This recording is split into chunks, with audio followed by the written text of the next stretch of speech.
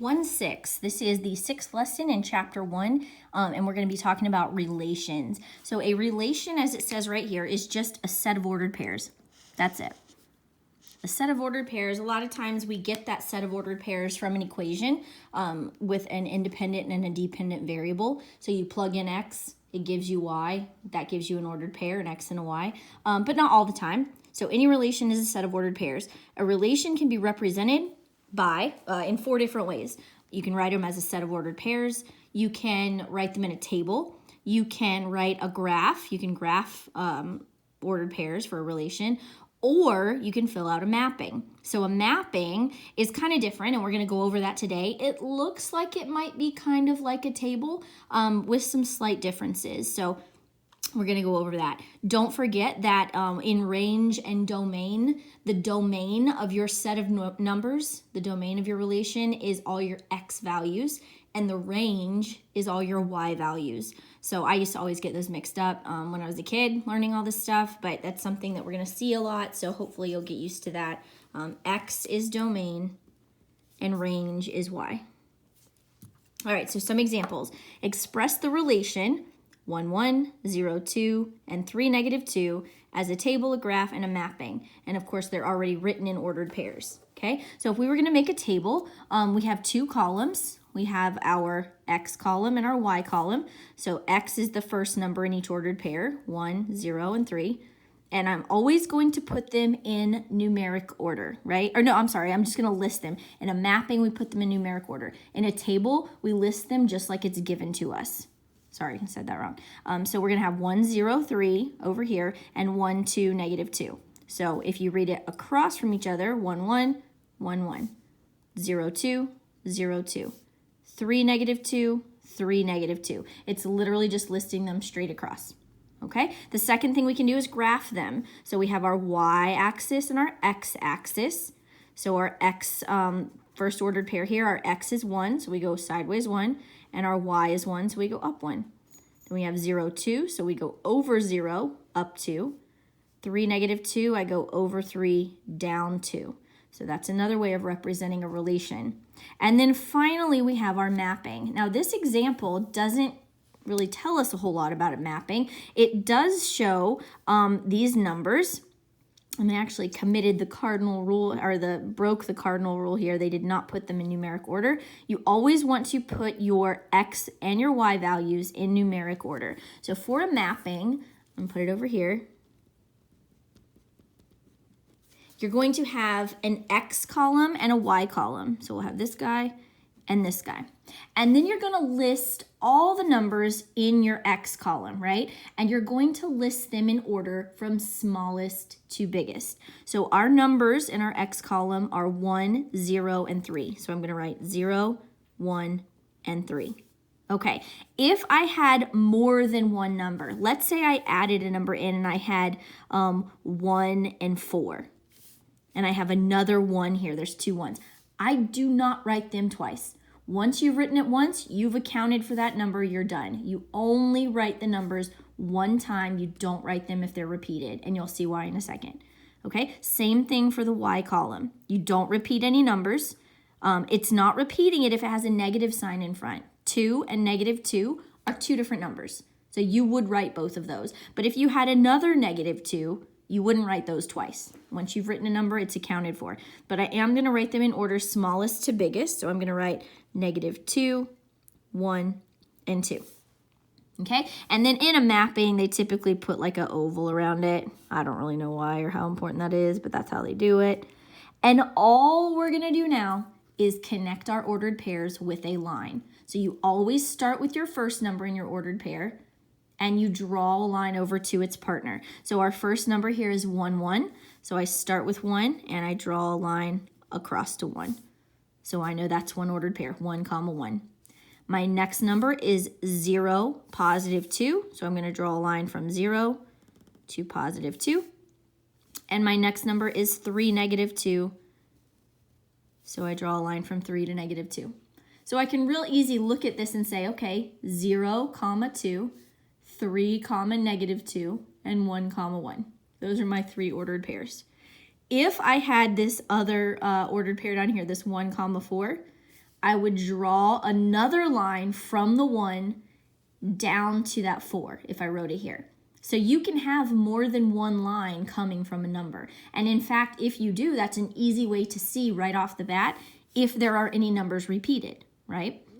So here, we didn't have any numbers repeated, but this is how you do a mapping. So you want, let's see, small to large. You want your numbers smallest to largest, no repeats. Same over here, no repeats, and then you're just gonna connect them with lines. Okay, so that's kind of the weirdest difference. It's similar to a table, but there's differences too. We're gonna practice drawing some. I'll give you an extra one too, okay? So here we have, oh, sorry, I skipped one. B, determine the domain for this relation, 0, 1, 3, and range for this relation is, so domain is all of your x values, right? Without repeating them. So our domain up here, 1, 0, and 3, we wrote them in order, smallest to biggest, 0, 1, and 3. And our range are all the numbers included in our y values. So we have -2, 1, and 2, -2, 1, and 2. They wrote them in order. So this isn't a way to represent a relation. This is just answering the question, what is the domain? What is the range? What are the set of numbers that make up our x values? What are the set of numbers that make up our y values? Okay, so then our exercise down here, express the relation -2, -1, 3, 3, and 4, 3 as a table, a graph, and a mapping. Okay, so first we want to fill out the table since it says that first. So I'm just gonna list them in order, exactly how they're written. -2, -1, 3, 3, and 4, 3. You can repeat all day long. They don't have to be in a certain order. You just write down your ordered pairs in a table. That's it. When we graph, -2, -1, I'm going to go backwards 2, down 1. First number always tells you where to go side to side. Second number tells you where to go up or down. 3, 3. So I'm going to go to the right 3, up 3. And 4, 3. I'm going to go to the right 4, up 3. So I could look at this real quick and tell what my numbers are doing based on where the dots are on my graph. And then lastly, I have my mapping. So I have my X. You want to head don't just put an oval here. You have to put X at the top so that you know these are your X values. Same thing with your Y values. My X values are -2, 3, and 4 in order. My Y values are -1, 3, and 3. But remember, once I write 3 once, I don't have to write it again. I don't repeat anything. So -1, 3, and I'm done. So now I just connect my ordered pairs. So -2 goes with -1, 3 goes with 3, and 4 goes with 3. So I can look at this and tell right off the bat that 3 is used twice because there's 2 different lines coming to it. Okay, so that's a mapping. Super easy to read once you get used to them. But I like them. I like this lesson a lot. Determine the domain and the range of the relation. So our domain is our X values, right? And we're going to list them kind of like we did the last lesson with the replacement sets and solution sets. We put the little squiggles. It's like whenever you have a set of numbers, you put them in squiggles, I guess. I don't know. So -2, 3, and 4. That's all our X values. And then our range is all of our Y values. So that was a terrible squiggle. -1 and 3. And I don't have to repeat the other 3. Once you've accounted for it, you're done. So there's our domain and our range. Okay, if I wanted to do, just because the back of this is blank, if I wanted to do another mapping, and let's say, I'm going to come up with some numbers. Let's say I gave you the numbers 1, 8. I'm going to give them to you in ordered pairs. 0, 4, 1, 2, 2, 8, and 0, 6. And I wanted to create a mapping of those ordered pairs. Okay, so I'm going to write my X column and my Y column. I don't ever write the ovals. I wait till after I've drawn the numbers and then I do the oval around it. So I'm going to look at all my X values and put them in order, smallest to biggest. So I've got a 0, I've got a 1, and I've got a 2. And that's all the numbers I have. Yes, some of them are repeated, but I don't have to repeat them here. Okay, and then in the Y column, I've got 8, 4, 2, and 6. So order smallest to biggest, 2, 4, 6, 8. So now I've got my ovals. Now I've got my columns. I can draw my ovals around them. And now I'm just going to connect my ordered pairs. So 1 goes with 8. 0 goes with 4. 1 goes with 2. 2 goes with 8. And 0 goes with 6. So I can really easily see which numbers are repeated, right? This 1 is repeated twice because there's 2 lines coming from it. This 8 gets used twice in the Y column because 2 different lines are going to it. This 0 gets used twice because it has 2 lines coming from it, right? So you can kind of look at this and tell what's going on. I like a mapping. They're easy to read.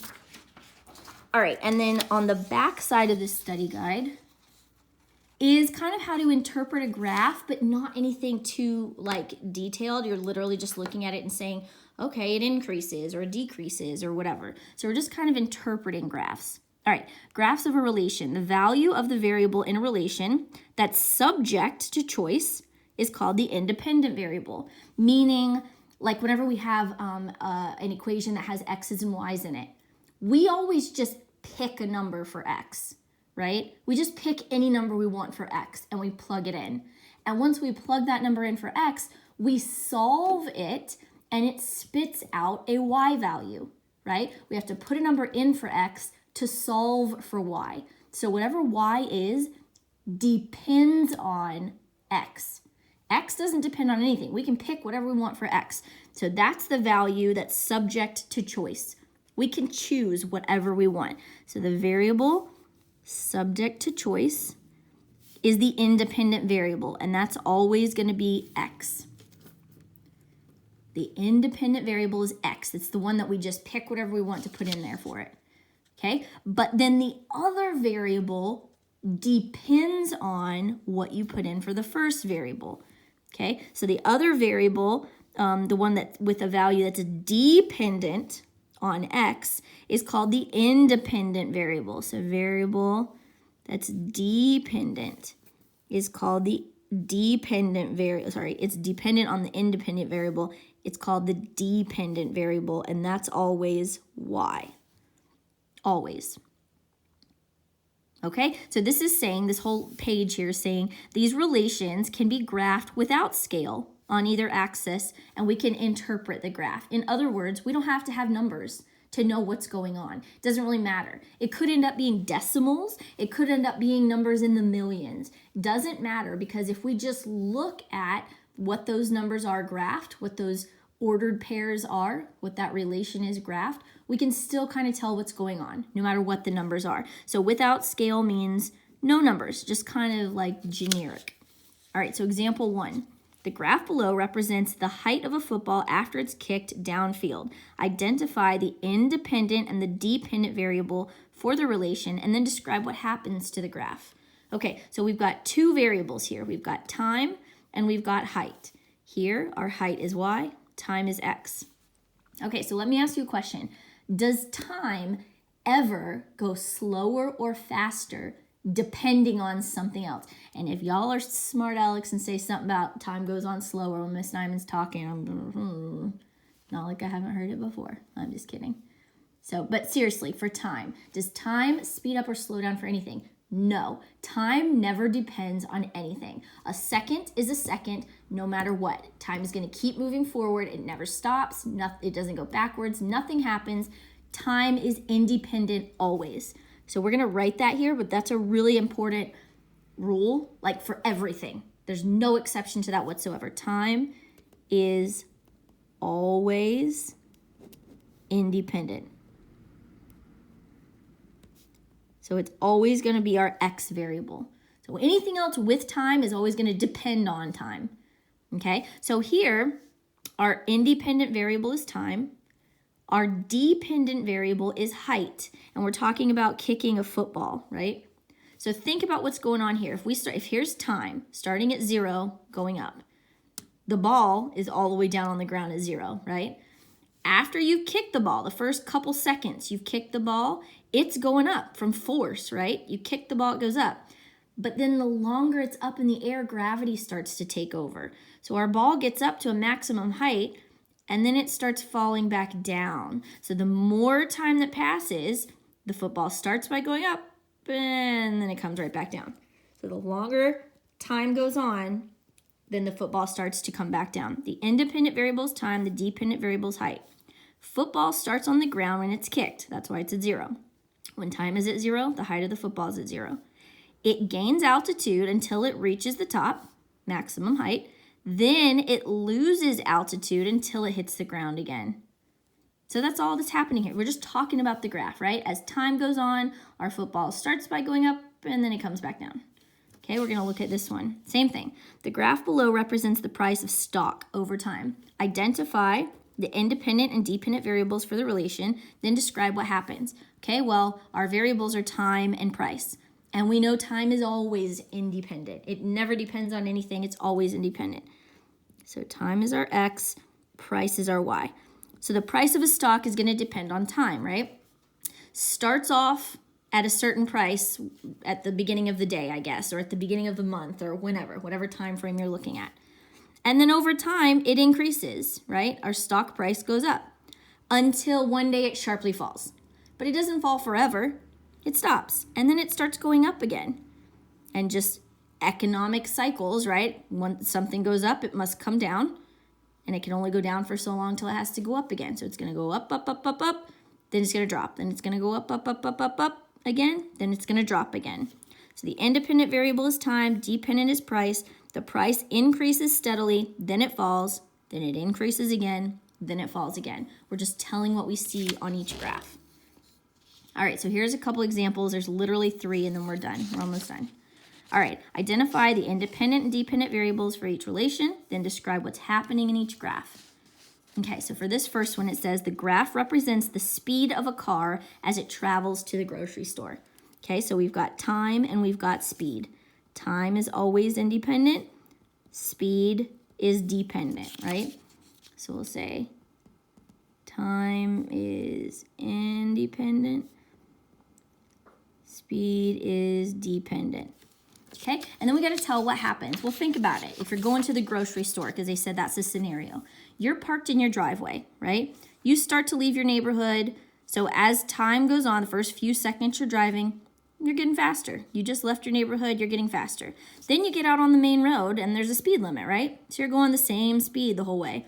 Might be the top of that speed limit, but you're going the same way. You don't keep getting faster, okay? Then once you get to the grocery store parking lot, you've got to park, right? So you've got to slow way down until you actually pull into a parking spot and you stop.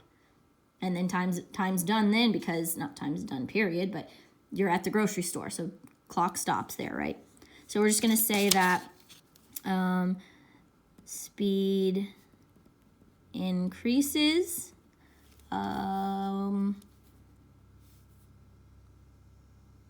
to begin with. Remember, as we're leaving the neighborhood, speed starts to go up, then remains constant. Once we get out on the main road, we're not increasing our speed anymore. We've hit the speed limit. We just go the same. That's this flat spot. And then once we get to the parking lot, we got to slow way down until we stop. Then decreases abruptly until you park at the grocery store. So we're just analyzing the graph. That's all we're doing. Next one, the graph represents the balance of a savings account over time. Okay, so here's time, here's 0. So you open your savings account, and usually there's like a minimum balance. You gotta have $200 or $300 to open a savings account, let's say. Let's say $100, just to make it easy. And we're not dealing with numbers here, so it doesn't matter what the numbers are, but let's just say you open your bank account, you've got a set amount in it. And over time, maybe you put a little bit more in, right? Or you could say maybe you earn interest or something like that. So over time, you put in a little bit more and it kind of goes up. Then for a while, nothing really happens, right? Either you're still putting some in, but then you also start to take some out, or you just stop putting anything in altogether, so nothing really happens. So then it increases a little bit for a while, then it remains constant, nothing changes. Then it increases again. Let's say it's your birthday, right? And you get some money, right? And you put it in your bank account. So now it's gone up a little bit. And then you decide to go on vacation. Or then your car breaks down. or something. So then for a little while, if your car broke down, it would go straight down, right? But then for a little while, like let's say you're going on vacation, over a few days vacation, right? You're paying for stuff every day. So you're losing that money every day. So it steadily goes down. It's not like one big lump sum where you just lost everything. It kind of steadily goes way down. Okay, so here, time again is our independent variable. Our money is our dependent variable. It depends on time. So X, time, independent. Y is money, and that's dependent. And we can say we open the savings account with a minimum balance. You can't open a savings account with no money. You got to have at least like $100 or $300 or something. Minimum balance. Then it increases over time. It increases over time. Then nothing happens for a while, so then remains constant. It's not going up or down, it's just staying the same. Then it increases a little bit more, and then you spend it all, so it goes down. Then increases until it abruptly decreases. Abruptly just means right away. Like it was going one direction and then all of a sudden it just changed course and went the other way. It abruptly decreased. And we all know stuff happens in life, right? You can either choose for it to, or it could be out of nowhere. It could be a vacation that you want, you're spending that money. Or it could be, like I said, a broken down car or repair or something that you have to help with. Maybe you're working and you're saving money up and then all of a sudden mom needs help with bills or something like that. And then you lose some of that money, but you're still a good person. That's all that matters, right? All right, 3. The graph represents the height of a baseball after it's hit. This is just like the football thing after we kick it, right? So the baseball doesn't start off on the ground. A baseball is up in the air, right? The pitcher pitches it, whatever height the batter hits it at. Is that what it says? Hit a baseball? The height of a baseball after it's hit. Yeah. The batter hits it. It's already a few feet off the ground. It goes up in the air for a while until gravity takes over, and then it goes down until it hits the ground, until it's at 0. So the more time that passes, first it starts to go up, then it starts to go back down until it hits the ground. So independent variable is time. Dependent variable is height of the ball. And we'll say ball starts off the ground, gets hit up the first couple seconds,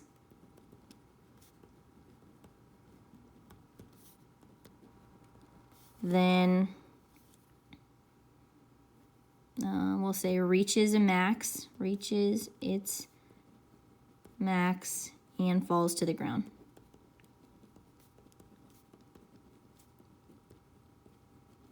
Or falls to somebody's glove, but this doesn't show that. This shows that it goes all the way down. The height is 0, so it has to hit the ground. All right, kind of sort of makes sense. We're just kind of analyzing graphs. As long as you understand independent and dependent variable and how they play off each other, then you're good to go. Let me know if you have questions.